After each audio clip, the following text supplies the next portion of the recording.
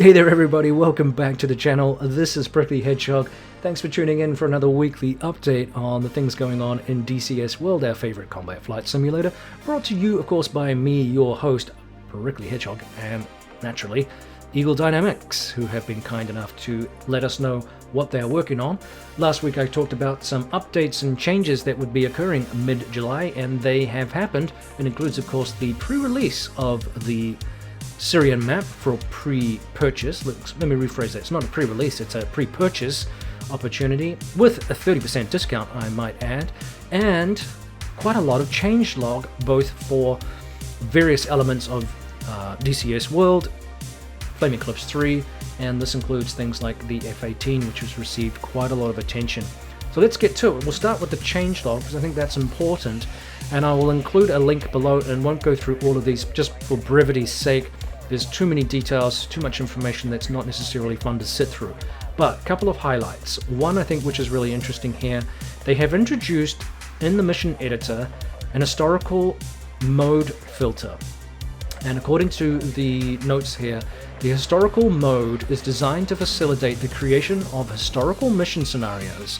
And if the author of the mission wants to use equipment only for a given year, he or she, for that matter, can click on the small button with a clock in the bottom line of the mission editor, after which all lists of equipment and aircraft are filtered out for a given year. Now the list will show only those aircraft or equipment that were in service and the selected country in a given year. This mode can be turned on and off in the process of creating a mission if you need to select objects outside a given year. So quite a lot of flexibility there, and I think those who are keen on making historically accurate missions for a particular mission event, this will be particularly helpful and probably save them quite a lot of time. Now, as I said, the changelog is quite extensive this week, and if you haven't already downloaded the update, do take the time to do so because it's well worth it. I won't go through all of this, but a couple of highlights include the DCS Affinity to Zero CPU core fix. Now, if you're not familiar with this, if you go to the Taskmaster, and I'm going to go to and do it right now, just for interest's sakes, because I have to remember how to do this now. But if you go to the Taskmaster, and then you go, no, not Taskmaster, the Task Manager, Task Manager. And then you go to the Details tab, and if you scroll down, you will find where DCS.exe is running. If you right-click on it and then go to Set Affinity, you may see that the game, or in the past at least, the game was running with only a zero affinity set, which basically meant that it was only taking advantage of one core in your processor. Now this is because the game is only, in the past, at least when it was designed, the game engine only took advantage of single-core processors because at that time either multi-core processors weren't around or they were in their infancy and were very rare, and generally they were not sort of an industry standard for most gamers engaged with the game at that time. Of course, as we move ahead 10-15 years, most people have multi-core processors, but of course the software in the game is not taking advantage of that. Now, it's not necessarily, they are working on this and they have made huge strides to make sure that the game does use multi-core processors more effectively, but it's still a work in progress, so just be aware of that. What would basically happen is that if you had a multi-core processor which is designed specifically to break up tasks to improve the efficiency so that you're not just rolling off one clock, instead you've got multi hands, if you like, multiple hands taking advantage of that ability to do, take different tasks and run them simultaneously, then if the game wasn't doing that, then basically your modern processor was simply running to a crawl or operating at a chloroform snail's pace, and generally you'd find the game was slowing down. Now, I haven't found this a problem so much these days because there was some fixes, and certainly wasn't generally happening to me, but it has happened in the past. Probably up to about 2 years ago I was seeing that issue, and I was wondering why the game was running so slow. So just something to be aware of, but apparently they have rectified that. That's worthy of note. Lots of things for the F-14B and also the Gripen. Again, lots of highlights here. They've changed things like the nose strut keybinds to avoid flicking switch to off when the key is released. They've made tweaks to the canopy glass, cockpit and exterior in both aircraft. I think more the opacity for the Viggen, but the exterior tweaks for the F-14B. They've fixed some of the sounds, so in the F-14B, so the set, RWR, Walkman, radar, altimeter tone, and sidewinder tone to go to via headphones, which is cool. They have fixed some shading on the nacelles for the engine intakes. They've fixed implementation of PD ground clutter contacts. They've also prioritized in the gesture menu AWACS and carrier over other data link hosts. They have fixed lantern panel lights appearing without lantern stick visible. If we move to the Viggen now, they've tweaked engine behavior at medium altitude, and they have also updated the AI afterburner as well as the opacity of the Viggen glass that I mentioned before. So again, I'm not going to go through all of these just because of brevity. The MiG-21 has received some love. The Mirage they've had some corrected cockpit sounds to properly go through the headset source. The Harrier has received quite a few things, including things like the engine igniter sound. They've added engine windmilling and quite a few other things, as well as object collision issues that they're working on for the USS Tarawa. Parking zones are a work in progress, etc., etc. The MiG-19P by Razbam has received things like weathered cockpit liveries and now defaults for English and Chinese cockpits. Brightness knobs not working, fixed, etc., etc. The JF-17, of course, has received a lot of work here by Ironworks Simulations. No surprise because it is a newer aircraft.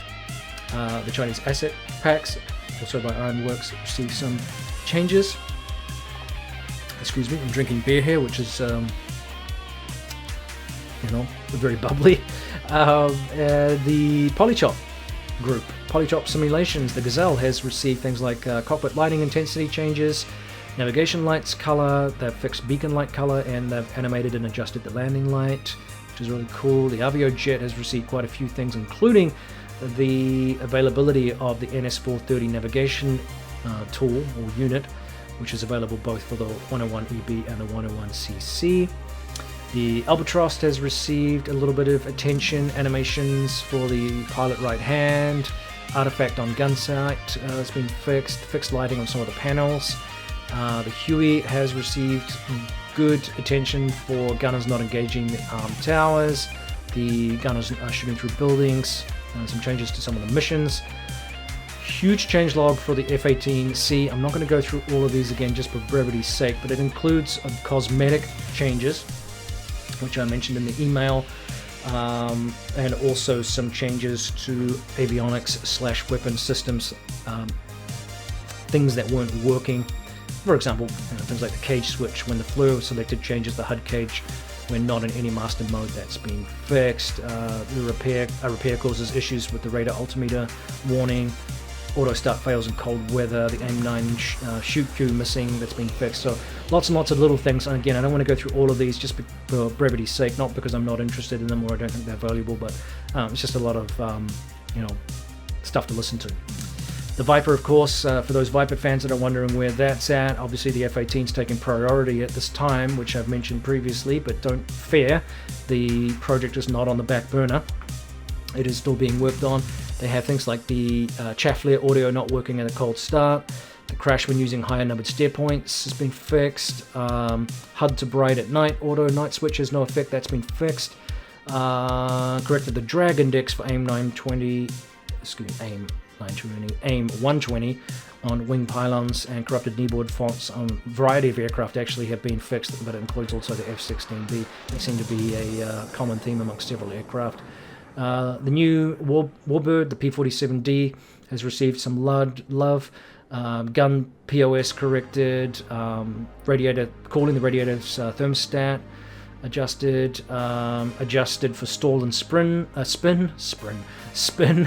with proper MOIs. The prop is tuned to increase power. There's been an engine tweak. So lots of little cool things there. They've added wheel brake failures to the P51D, the Mustang. They've fixed missing flaps damage for the FW190A8 and also the increased severity of the effect of that. The Black Shark has had cockpit lamp illumination changed to additive method. One of the missiles was not tracking the laser. That's been fixed. Let's have a look here. Yeah, like I said, the MI8 kneeboard font, that's been fixed. That's the only change there. They have decreased the multifunction display brightness at night for the A10C Warthog. In Flaming Cliffs, there's been some broken shadows in the cockpit. Those have been fixed. In cockpit mirrors, there's been some optimization in terms of the rendering there, so that should increase the frame rate. That's really good news. Lots of changes here for the Super Carrier, of course, which is, again, is a new module, so no surprise there. The deck crew ignores players after helicopter landing in some cases. That's been fixed. Uncontrolled aircraft on the 6-pack are ignored by landing aircraft. However, there is note here that the collision has been fixed, but mission designers must ensure that the 6-pack and routes for the taxiway are clear. Helicopters block the landing in some cases. Helicopters that land earlier and remain standing on the deck after that, the planes cannot land. That's been fixed. Foul deck have moved back to spectator after blocking the deck. It's been fixed. The Harrier spawn on the same spots as other AI. The E2D goes beyond the deck of an aircraft carrier when turning. That's been fixed. Assertion when server changes mission with a super carrier to another mission has been fixed. Radio dialogue, case 3 available in multiplayer without the SC module has been fixed. Improved textures of aircraft carriers, corrected the island's position. Huh, I didn't notice that. Okay, cool, that's a big thing. Alright, some shells have been modeled for the World War II Assets Pack, 15 centimeters, 75 millimeters, and 40 millimeter. Excuse me, voice is conking out here. That's what happens when you do multiple takes. DCS combined arms, they've fixed the infantry sticking together from 14 to 2. They have done things here with the disconnecting clients, kicks the host from the CA unit. That's been fixed. Some changes to some of the campaigns, including this one, the A10C, The Enemy Within by Baltic Dragon. Mission 2, 5, 8, 10, 12, 13, 19 have all received some form of fixes. The Worlds Apart Huey campaign, Mission 6 and 8 have seen some changes. And as I mentioned before, the deck invisible collision issues are still being worked on for USS Tarawa, so stand by for that.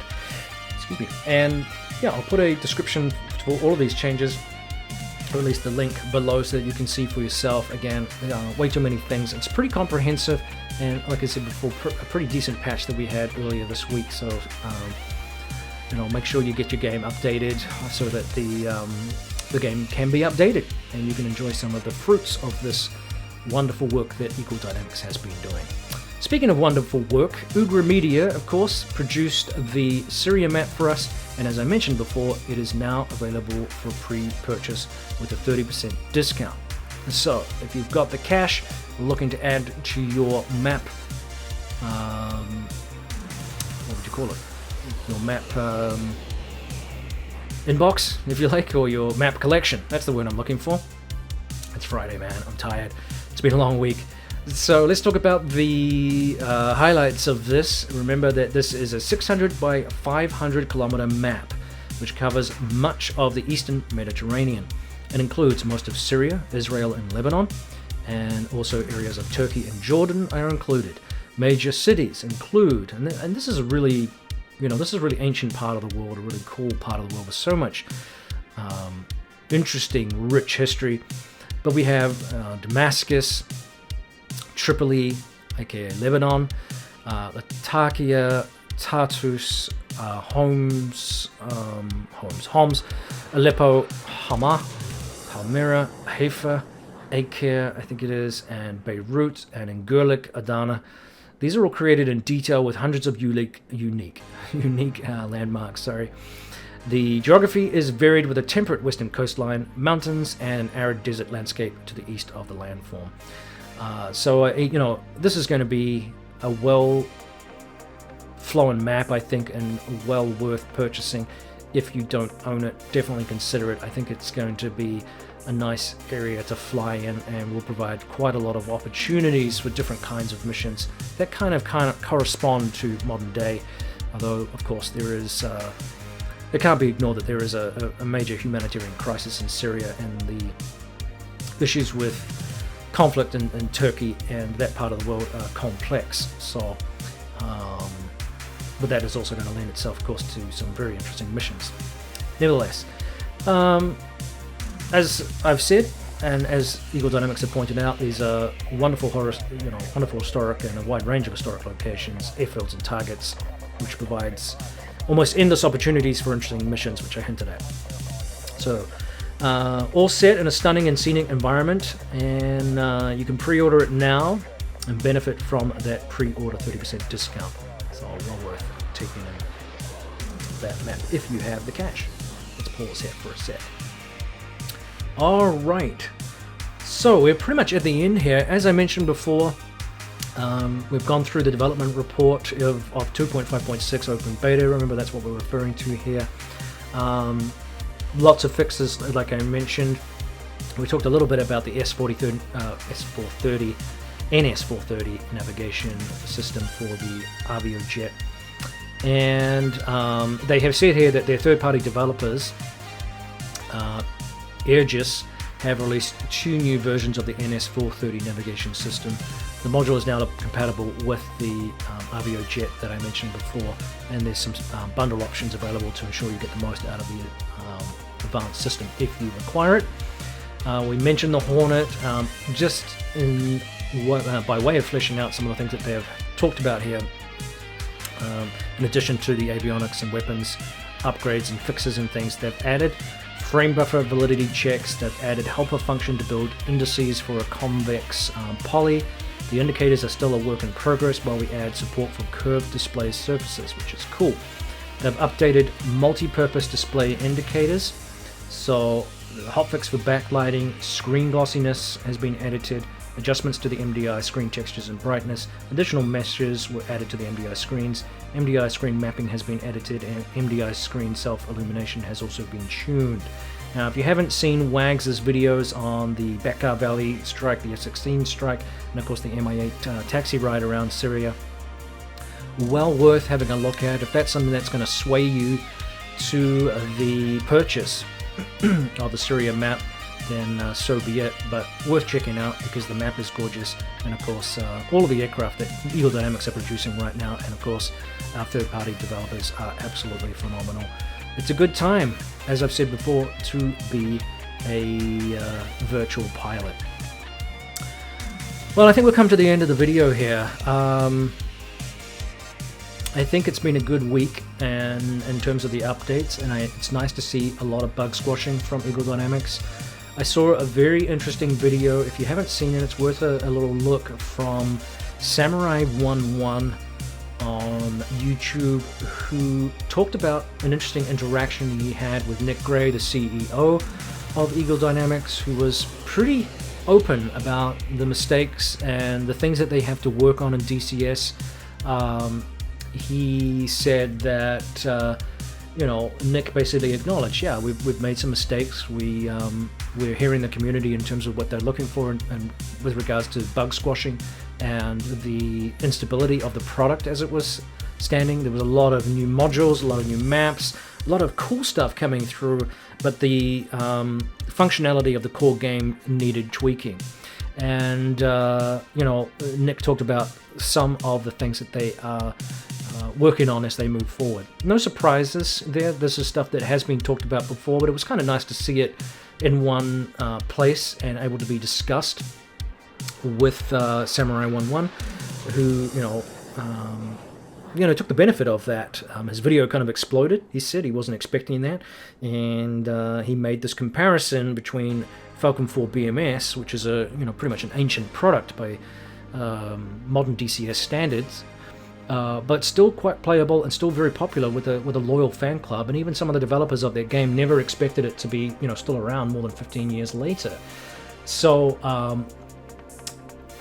Nick Gray acknowledged, yeah, we've got some work to do, which I think was important, and I think it bodes well. I mean, obviously Eagle Dynamics have really Yeah, it's been a bad year anyway for all developers with the COVID and stuff like that, but they're still chugging along, is the term I like to use. They haven't died off. The work that they're doing right now is critical. It's been welcome. I think most of the fan interaction that I've had has been very, very positive, and generally it's been a thumbs up with regards to bug squashing and changelog, movement, which I think is good. They are still working on some, more complex issues to do with the game engine and the way that it models, our 3D aircraft, and that, of course, is in part, I think, part of the modernization of the game, but also recognizing that there are some competitive aircraft and modeling of aircraft with Flight Simulator 2020. But as one other YouTuber pointed out, reaction video, I think it is, pointed out, some of the aircraft in Microsoft Flight Simulator, they're almost toy-like because they're so brand new looking that there isn't any withering effects. And I think Eagle Dynamics has got that side of things really down pat. When you look at the F-18, particularly, is a good example. I mean, I'm just looking at a picture of a in-game shot here. The aircraft is a working model. It's not just rolled off the factory with a fresh, brand new paint job. It's got some, hydraulic oil stains on the working exterior of the model. There's paint flecks and chips and stuff like that. The interior is new, but it's not, it's not withered, so to speak. So those kinds of details, I think, are really, really critical to the immersion of the game, and they've got a leading edge on that component of it. Heat blur as well with the F-14 is just, the F-14 is absolutely phenomenal in terms of the detail that they have there with the working. It's like somebody, built a model and then went to all the trouble of creating those withering effects. You can certainly paint a model and make it look nice and brand new, but it doesn't look realistic. It sort of looks like we've got these guys, getting the airbrush out there and just creating those effects, which again leads to the realism and immersion of the aircraft. So there's good stuff there. Overall, yeah, we've got some work to catch up on in terms of where things are at, but we're making progress, and I think that's good for the game. The one biggie, I think, and I agree with Samurai 1-1 on this, is a working solo player campaign. I know that Eagle Dynamics are working on that. They are aware of that lack or hole in the game, lack of a solo campaign, that's a dynamic campaign. So, and I enjoy the solo campaign just because I don't have time necessarily to connect up with other players, and I haven't had a positive experience with multiplayer right now just because it's sort of, for whatever reason, I've had a lot of stuttering and issues and, rubber banding and all that jazz that goes with online play sometimes. So I think a solo player dynamic campaign will be a huge sell for this game, and I think it will bring in and also retain a lot of players that are not necessarily so keen on multiplayer, because it does require a little bit more coordination and stuff to carry off successfully. And then there's a certain trust level too. Nobody wants to look like an idiot when you're joining a multiplayer game. You don't know what you're doing, and of course that's also the fodder of mocking for more experienced multiplayers when they see a noob who doesn't know what they're doing and is generally screwing things up, and just become bait for mocking. So not everybody wants that experience, and justifiably so. There are, of course, new player-friendly servers out there, but there's still that leap that you have to make, and you're never really sure as a solo player just where your skills stack up. Am I a complete boob? Do I know kind of what I'm doing? Am I going to be able to slot in effectively in other groups or teams of players who kind of know what they're doing? And again, there's a little embarrassment factor there in terms of joining that. Alright, well that's enough waffle, I think. I don't want to make this video any longer than I have to. I just want to thank everybody for the likes and subscribes. It keeps the channel chugging along. I can't do it without you. I appreciate the feedback, the positive thoughts and comments about the material in the videos, and also things that you'd like to see or things you'd like me to contribute. This is a side hobby for me outside of a full-time job and other things and commitments that I have. If it continues to be successful, I'll continue doing it, but don't forget to give me your feedback. I need that like, subscribe stuff to keep this thing going, and again, I just can't do it without you, and I really appreciate all the feedback that I get. Yeah. Alright, so don't forget to like and subscribe, and keep the channel chugging along. This is Prickly Hedgehog out. We'll see you next time, guys. Stay safe out there. Thanks for watching. Carry on flying. This is Prickly Hedgehog out for another week. See you around.